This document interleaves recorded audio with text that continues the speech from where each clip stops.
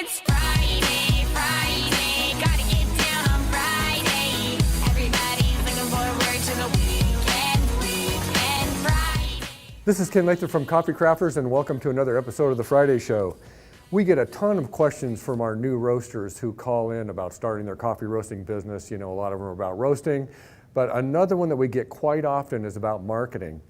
When we started our business, I didn't know a lot about how people were going to go market their product, but we have hundreds and hundreds of customers out there who have taught us some really cool things about marketing and really promoted their businesses. So I thought what we do today, we share some of those ideas with you. Now, not every marketing plan fits every type of personality, because you might, somebody who is naturally a social person go out there that has 1 million friends, you know, they can just sell to their friends and do business, but that doesn't work for everybody. So I took like 4 of my favorite marketing plans, thought we'd cover those real briefly. One of our favorite marketing plans is selling to nonprofits. And think about what nonprofits do to raise money. They sell cookies, they sell greeting cards, they sell all these things like a one-shot deal. You want to support your organization, so you'll buy it anyway.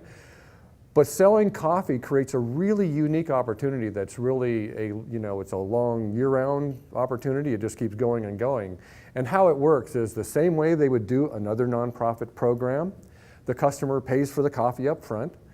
The roaster gets paid, delivers the coffee, and splits that profit with the nonprofit. So an example would be maybe they're selling their coffee for $14 a pound. The roaster has $4 a pound into it, and there's $10 a pound that they split, each get 5. It really comes to the monetary numbers come together just like you would for wholesale.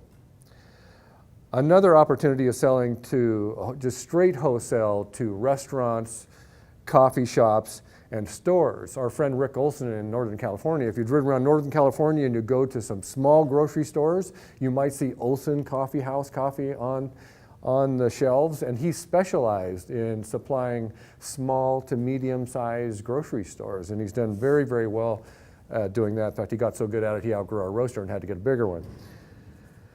If you really are that social person who has a lot of friends, you have a big network, retail is great, because retail can be up to double the profit of wholesale. So if you can go out there and say, yeah, it's easy for me to go out and get 300 customers. If you go out and get 300, I think it works out to 330 average American customers will give you a $50,000 income per year, then that would be for you. If you're not, if you're more of an introverted person, you might look at more of the wholesale, where you make fewer sales, but higher volume, and then you're going to get your income that way. Now, the way wholesale works, if you watch some other videos, you might get half the profit per pound selling wholesale as you do retail, but it's still a great way to do business. My absolute favorite marketing plan of all time I heard from a customer is back in, when we first started our company back in New Jersey, this guy had a huge paper route. He had like 2 paper routes, big ones, thousands and thousands of circulations. He put flyers in the newspaper. He already had his delivery system set up. He delivered the papers. They took the flyer out. They went online and ordered the coffee, and he delivers the coffee with the newspaper. So if you live in a small community that has a rural newspaper, you might go solicit them and put some flyers in their newspaper, and then pay them 50 cents a pound to deliver it for you, which would work out better than wholesale and give you a really good retail income. One of the main things when you're selling to your customers is you want to make it really, really easy to do business with you. So a good way to do that is when you're just getting started, if you have a Facebook page, create a business Facebook page, get all your friends to like you, put links on there advertising your coffee, and those links will go directly to your website. Now, if you're going to do a website, make it really easy to navigate. Don't make it too fancy. Make it so they go in there, they can click on it, they can buy their coffee, and then you just fill the orders that you get on the website. There are more marketing ideas. If you haven't already downloaded our ebook, Coffee Roasting Made Easy, you can do that from our website, or you can go on Amazon and download that. And if you are starting a coffee roasting business and need a website, Coffee Crafters now has a website service. We have a custom template that we can modify for your special brand, which would be a really cool way to get you started. And if you have any ideas about or questions about marketing, don't hesitate to call us.